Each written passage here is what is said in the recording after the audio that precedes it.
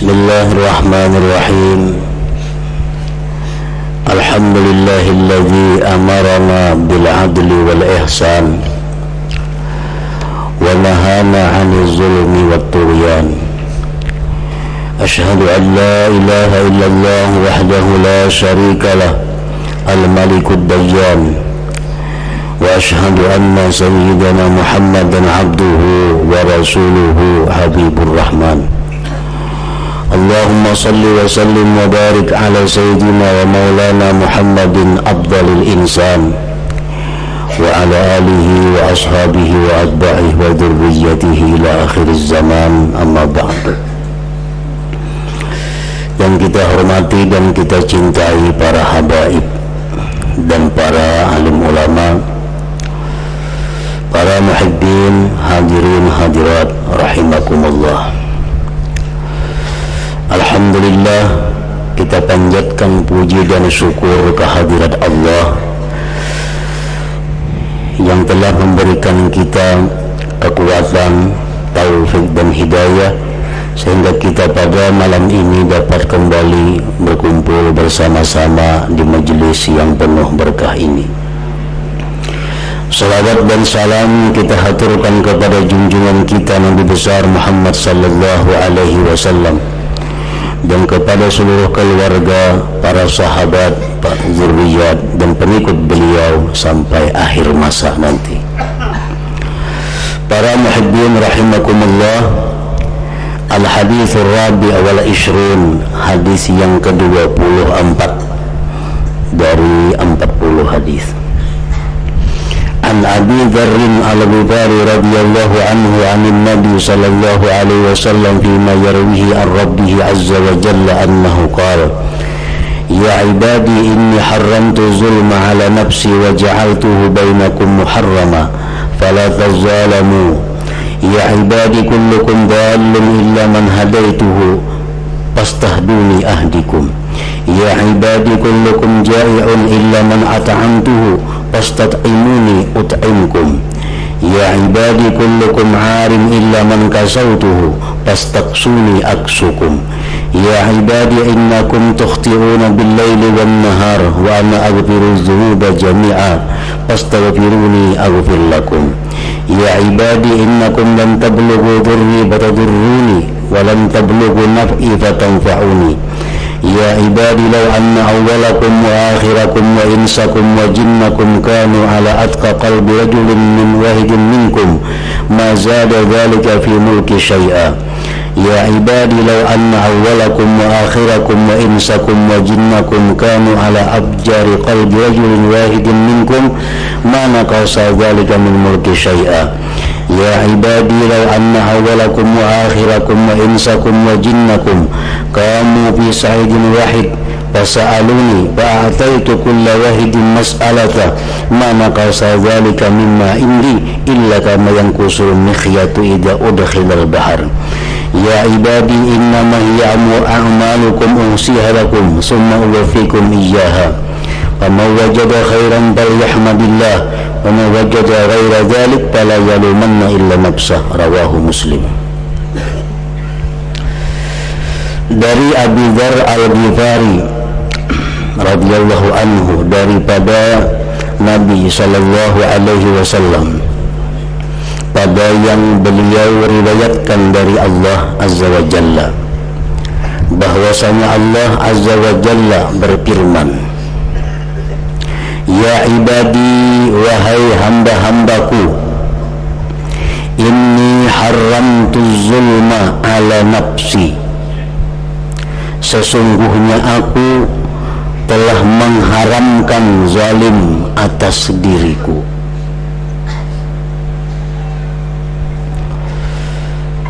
Allah subhanahu wa ta'ala mengharamkan sifat zalim atas dirinya.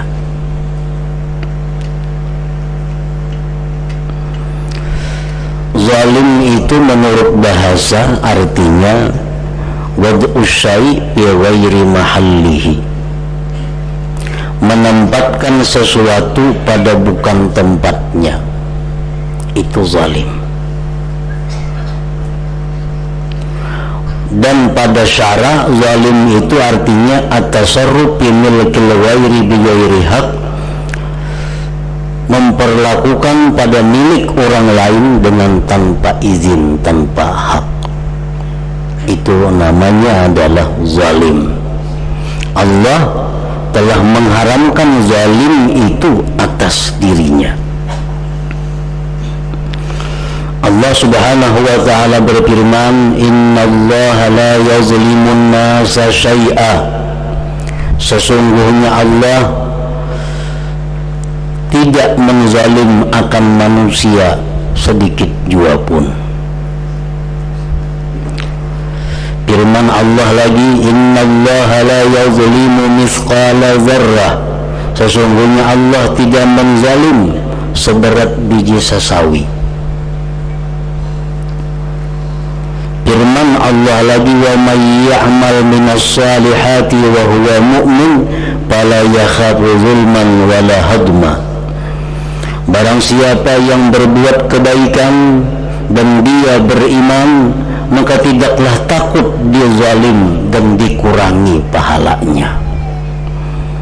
Nah, para muhibbin rahimakumullah, Allah tidak akan menyiksa seseorang dengan sebab dosa orang lain. Nang berdosa ini si A, tahu-tahu nang dihukum si B, nah itu zalim ngarannya. Allah tidak akan berbuat demikian. Allah telah mengharamkan zalim itu atas dirinya. Wa ja'altuhu bainakum muharrama, dan aku jadikan zalim itu di antara kalian wahai hamba-hambaku diharamkan.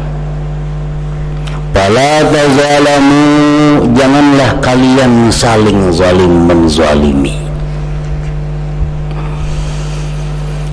Para muhibbin rahimakumullah, zalim adalah sesuatu yang dilarang, diharamkan.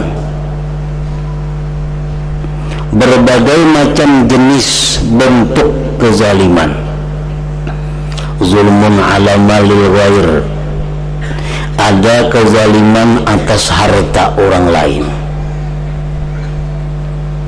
Contohnya mencuri, merampok, menipu, memakai milik orang lain tanpa izin. Itu contoh-contoh zalim atas harta orang lain. Kalau demikian pernah kita lakukan, tidak ada jalan selamat selain mengembalikannya kepada yang berhak atau meminta halal kepadanya. Bila mana kita pernah mencuri, menipu, merampok, korupsi, tidak akan selamat di akhirat sebesar apapun ibadah kita. Inyan ini umpamanya 1000 kali umrah, 30 kali naik haji berturut-turut, kan ada sedikit amal kebaikannya, tetapi dia di dalam dunia pernah menzalim atas harta orang lain. Nah, orang ini tidak akan selamat, sebab menzalim harta orang lain tidak ada jalan untuk selamat melainkan mengembalikannya atau meminta halal kepadanya.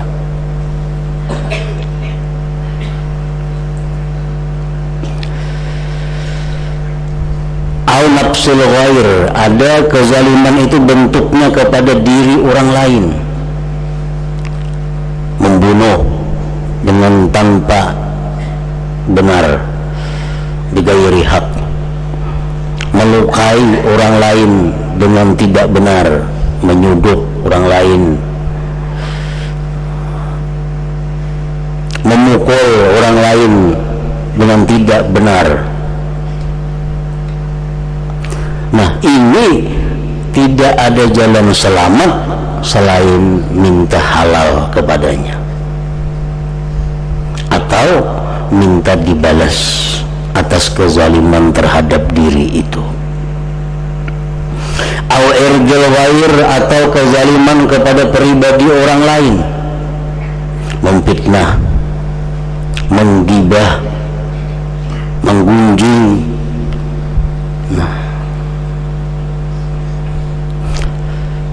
Tidak ada jalan selamat selain minta halal.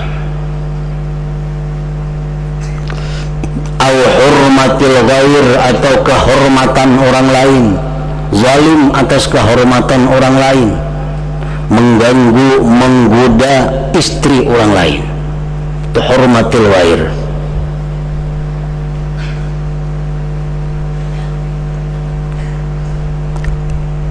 Nah, apabila kita di dalam dunia kadang menyelesaikan masalah terhadap orang-orang yang kita zalim, itu yang disebut Nabi muflis, orang yang bangkrut. Atadruna manil muflis, sabda Rasul, wahai sahabat, tahukah kalian siapa orang yang bangkrut? Qalu al-muflisu minna bina man la dirham lahu wala mata'. Orang yang bangkrut itu, wahai Rasulullah, orang yang tidak ada punya uang, tidak ada punya harta benda. Kebanyakan bisi hutang habis, kada cukup lagi membayar hutang. Nah, itu bangkrut. Qala Rasulullah bersabda, al-muflisu min ummati man ya'ti yawmal qiyamah bi salatin wa zakatin wa siyamin wa ya'ti wa qad syatama hadza wa qazafa hadza wa akala mala hadza wa safaka dama hadza wa daraba hadza fayu'ta hadza min hasanatihi wa hadza min hasanatihi fa in baniyat hasanatuhu qabla inqida'i ma alayhi ukhidha min khatayahum faturihat alaihim thumma turiha finnar. Orang yang bangkrut itu, kata Rasulullah, daripada umatku, orang yang datang pada hari kiamat nanti membawa pahala sembahyang. Ini penyembahyang orangnya, zakat, puasa, pemuasa, datang ke akhirat dengan setumpuk segudang amal kebaikan. Dan dia pun datang ke akhirat membawa dosa, pernah mencela orang lain, mendakwa orang lain, memakan harta orang lain, menumpahkan darah orang lain, memukul orang lain. Maka diberikan ini dari kebaikannya, diberikan ini dari kebaikannya. Jika habis kebaikannya sebelum selesai hutang-hutangnya, maka diambil dari dosa-dosa mereka, dilemparkan atasnya, kemudian dia dilemparkan ke dalam api neraka. Nah, ini yang dimaksud bangkrut, kata Rasulullah sallallahu alaihi wasallam. Datang ke akhirat saling banyakkan membawa amal, tapi banyak benar hutang. Ada yang digibahnya, bayar berapa digibah? 70 kali sembahyang. 2 kali menggibah, 70 kali sembahyang. Dibayar demikian umpamanya. Ini menampar orang dengan jalan yang tidak benar, bayar 1000 kali sembahyang. Ini mengambil harta orang, dibayar dengan 1000 kali zakat. Akhirnya habis ibadah-ibadah yang dilakukan, hutang masih banyak. Nah, dosa-dosa mereka itu dilimparkan kepadanya. Nah,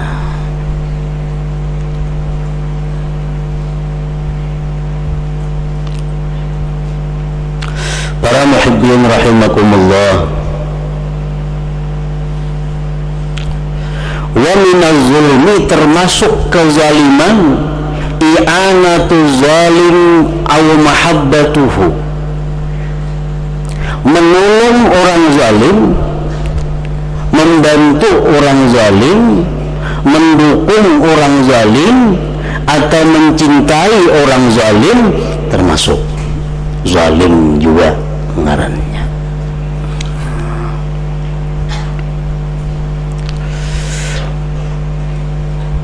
Inya kada pernah mencuri, kada pernah membunuh, tapi inya cinta, suka kepada orang yang membunuh. Nah, sama aja, sama aja. Rasulullah sallallahu alaihi wasallam bersabda, "Az-zalamatu wa a'wanuhum binnar." Orang-orang yang zalim dan pendukung-pendukung mereka itu di dalam api neraka, sama aja.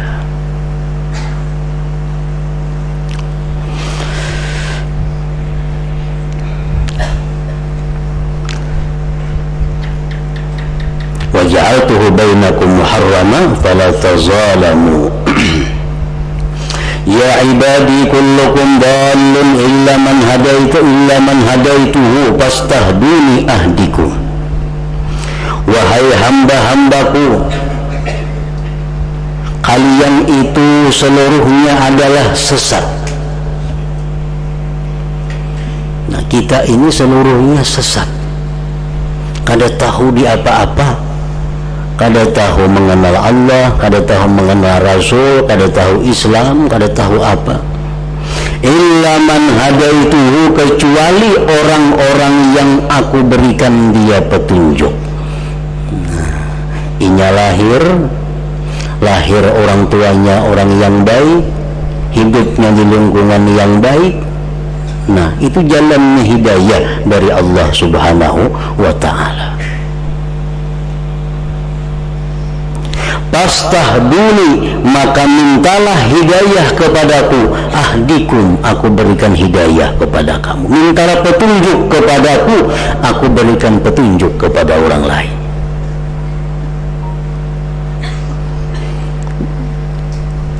Ini kita buktikan dengan setiap hari kita minta petunjuk kepada Allah. Ihdinas siratal mustaqim, tunjukilah kami ke jalan yang lurus. Nah, ini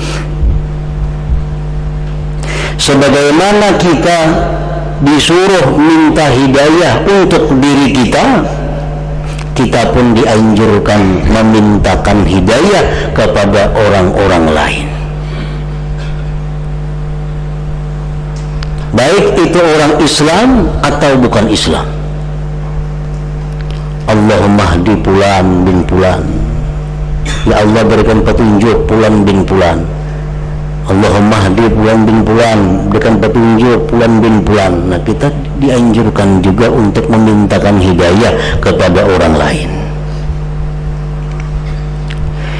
Ya ibadi kullukum ja'i'un illa man at'amtuhu fastat'imuni ut'imkum. Hai hamba-hambaku, kalian itu semuanya adalah lapar, kecuali orang yang aku beri makan akan dia.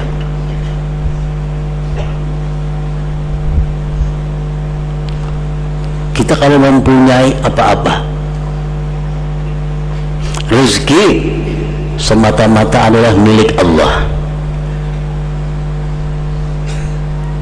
Tiap-tiap kamu itu adalah lapar, kecuali orang yang aku beri makan dia.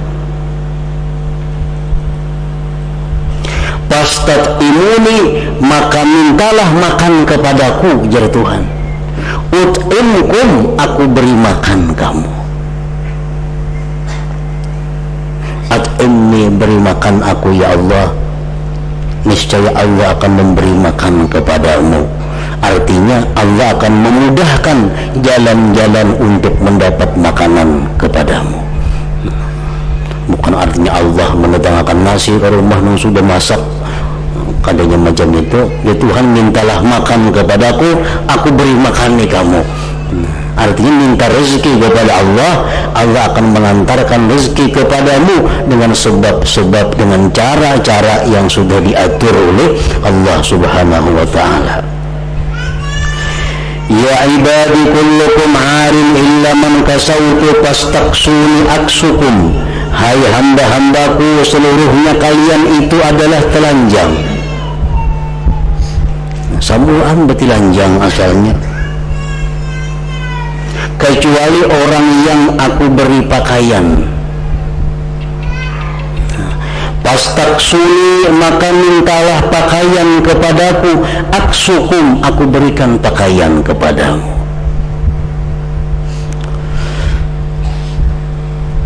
Nah, di sini artinya bahwa Allah Subhanahu wa taala itu sangat suka, sangat senang. Artinya Allah suka senang itu adalah Allah akan memberikan ganjaran yang besar apabila kita minta kepada Allah walaupun sesuatu yang kita anggap kecil. Orang-orang dahulu dalam sejarah kita baca para aulia, para salafus salihin, tali sandal pagat, ya Allah sambungkan tali sandal ulun. Tuhan suka nih tuh. Tuhan suka. Apapun yang kita minta selama itu yang tidak dilarang, Allah suka. Allah akan menyambung tali sandal itu. Artinya apa? Allah akan mencarikan jalan usaha sehingga tali sandal kita sambung kembali. Nabi Musa hendak menguliah hidangan, ya Allah masih akan bangan ulun. Jadi jangan kita minta kepada Allah hanya hal-hal yang besar. Sebab sekecil apapun kita kada punya apa-apa. Sekecil apapun itu adalah milik Allah. Jangan merasa kita ini inting, asa gampang aja, padahal itu bukan milik kita.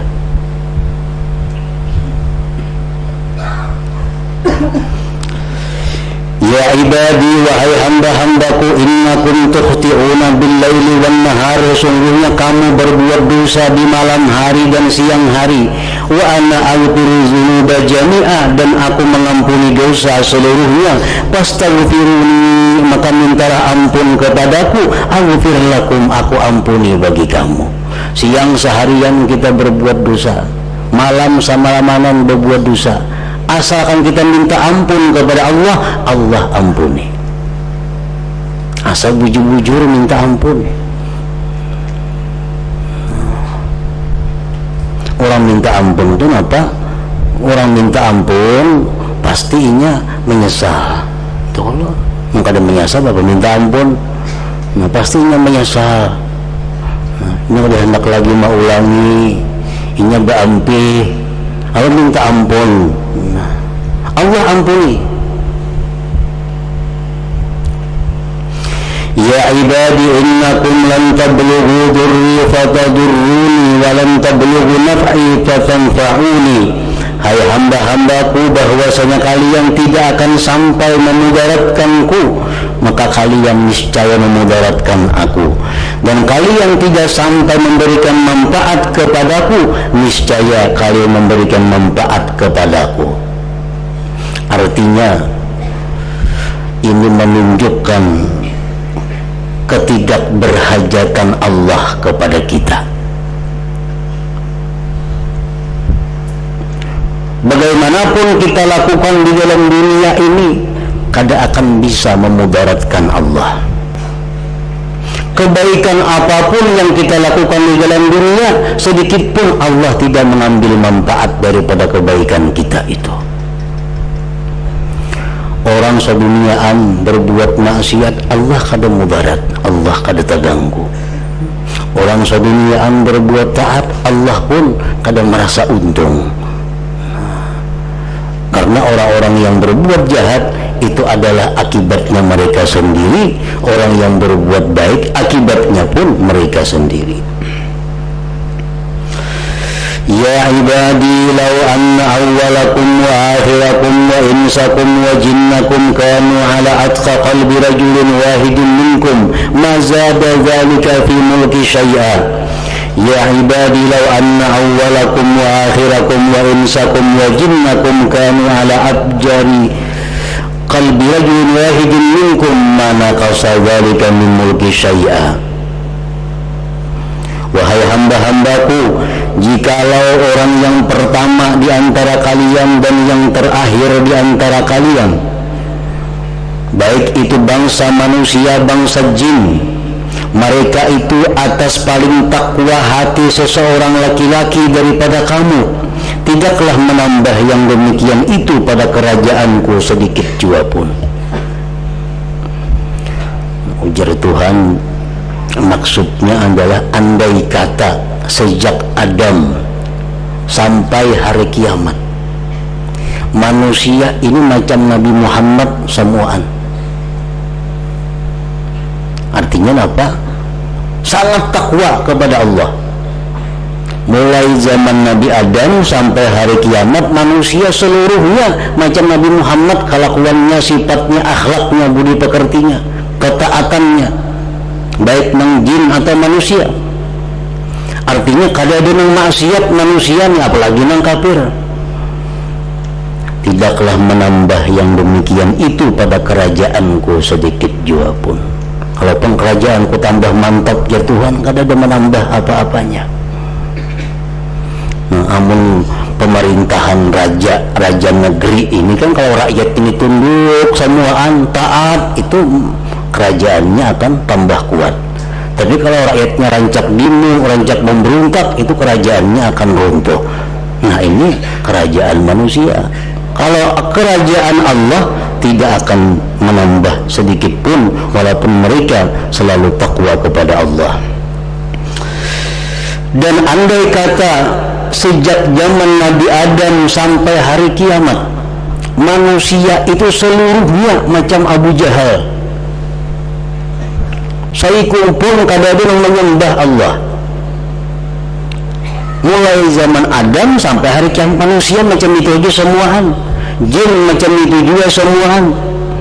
Tidak akan mengurangi sedikit pun dari kerajaan Allah Subhanahu wa ta'ala.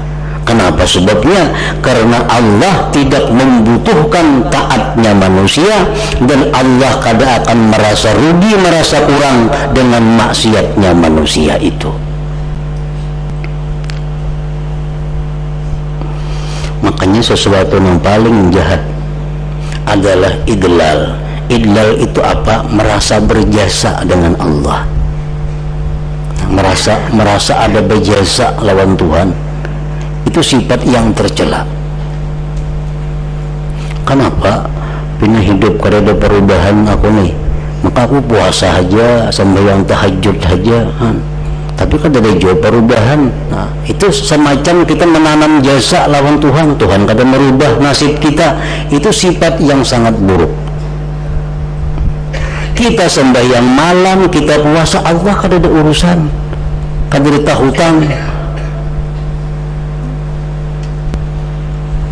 Itu semua kembalinya kepada diri kita.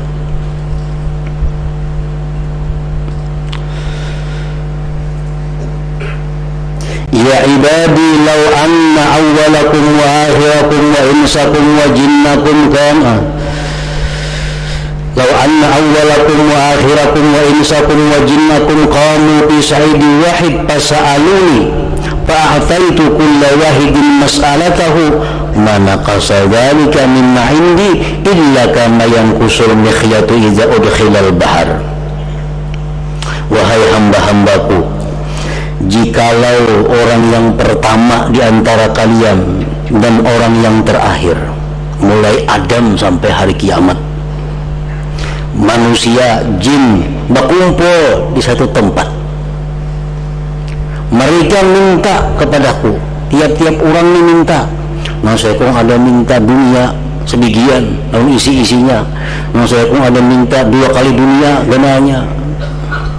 Semuaan minta kepada Allah. Maka aku berikan tiap-tiap satu orang itu permintaannya. Semuaan dikabulkan Tuhan. Menghendak dunia sebagian, diunjuk Tuhan dunia. Hendak 2 biji, diberi Tuhan 2. Tidaklah mengurangi yang demikian dari apa yang di sisiku daripada perbendaharaan, melainkan seperti menguranginya jarum yang dimasukkan ke dalam laut. Laut mang luas itu, nah kita ambil jarum sebilah, cucukakan, angkat seapa banyunya itu, di jarum itu kada bakurang, artinya banyu laut itu. Nah, andai kata Allah mengabulkan permintaan kita sebesar apapun yang kita minta, kada akan mengurangi perbendaharaan Allah Subhanahu wa ta'ala. Nak minta dihujani emas 2 kilo semalaman, kada habis Allah ta'ala.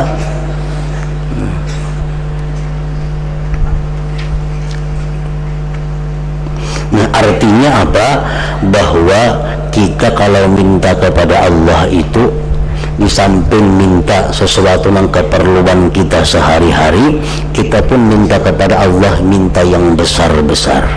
Nah, karena perbendaharaan Allah itu sangat banyak, sangat luas. Ya ibadi, wahai hamba-hambaku, innama hiya a'malukum uhsiha lakum summa uwaffikum iyyaha. Hanya saja itu kebaikan, itu kejahatan adalah amal-amal kalian yang aku hitung atasnya bagi kamu, kemudian aku sempurnakan balasannya kepadamu di akhirat nanti. Kita berbuat baik, kita berbuat jahat, itu dihitung Allah dan disempurnakan balasannya di akhirat. Allah Subhanahu wa ta'ala berfirman, wa innama tuwaffawna ujurakum yaumal qiyamah. Wa innama tuwaffawna ujurakum yaumal qiyamah. Hanya saja dibalas, diserahkan, ditunaikan ganjaran kamu itu di hari kiamat. Nah, Rasulullah menafsirkan ayat itu. Ujar Nabi, innal mu'minin yujazawna bisayyiatihim fid dunya. Orang-orang beriman, orang-orang yang beriman, dibalas mereka itu dengan sebab dosa-dosa mereka di dunia. Orang-orang beriman kepada Allah, bila ingin berbuat dosa, dibalas Allah di dunia. Apa balasannya? Berupa musibah-musibah, penyakit-penyakit, hal-hal yang tidak menyenangkan. Makanya ujar Nabi, orang yang tidak ada sakit, orang yang tidak ada kehilangan harta, itu orang kada baik. Karena kalau orang beriman, dia berbuat kesalahan, dibalas dalam dunia. Wa yadkhulul jannah bihasanatihim, dan dia masuk surga dengan kebaikan mereka. Jadi untuk orang beriman, kalau amal kebaikan itu di akhirat balasannya. Tapi kalau kejahatan di dunia. Kenapa amal kebaikan di akhirat? Karena kalau amal kebaikan itu dibalas dalam dunia, dunia kada mampu menampungnya. Dunia kada mampu menampungnya. Orang yang sembahyang ini 2 rakaat akan diberi Allah dunia dan isinya. Nah, mana mandak? Mana mandak orang sembahyang malam 2 rakaat akan dapat dunia dan isinya. Mau tiap malam sembahyangnya 2 rakaat itu, nah kadang-kadang ada muat lagi. Barang-barang surga itu kada akan bisa diletakkan di dunia. Dikisahkan dalam kitab-kitab sejarah para aulia, di antara mereka ada yang masuk surga, bermimpi masuk surga. Lalu dalam surga itu makan beberapa suap makanan surga dalam mimpi. Nah, begitu bangun dari tidurnya, berbulan-bulan kada mau makan. Kenapa? Rasa jijik makanan dunia ini, rasa kada nyaman lalu makanan dunia. Hanya dalam mimpi terasai makanan surga.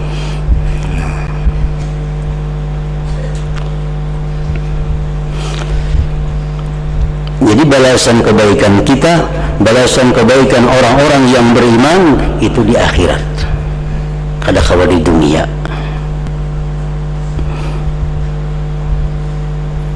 Bidadari itu barang surga. Dikisahkan dalam hadis, andai kata bidadari itu beludah ke laut jadi manis banyu laut, maka masin.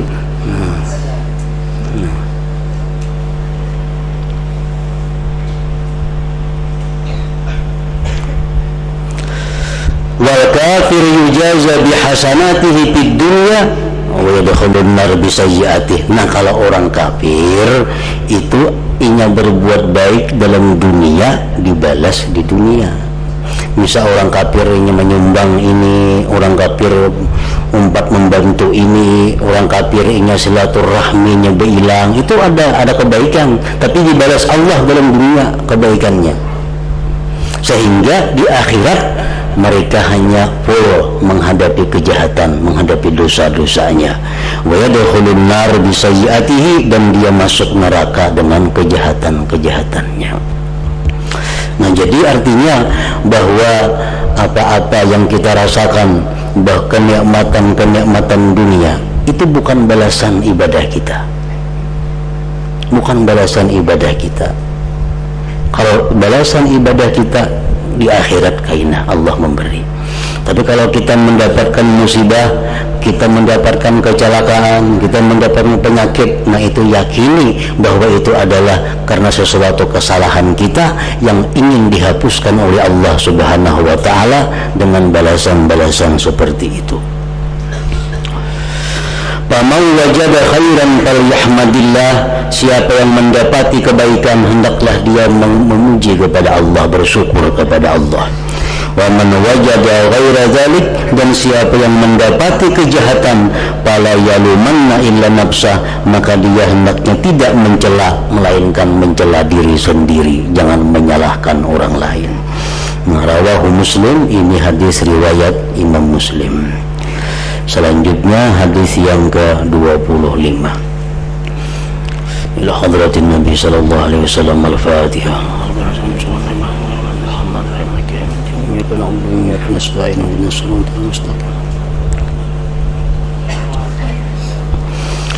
Asyhadu an la ilaha illallah wahdahu la syarika lahu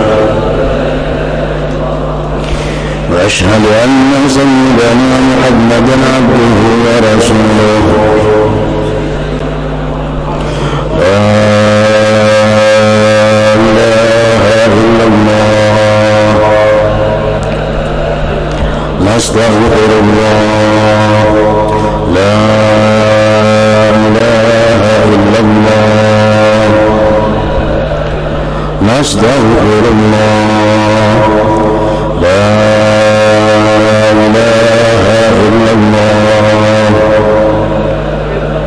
نستغفر الله لا إله إلا الله ونتوب إلى الله لا إله إلا الله محمد رسول الله صلى الله عليه وسلم. ويا أيها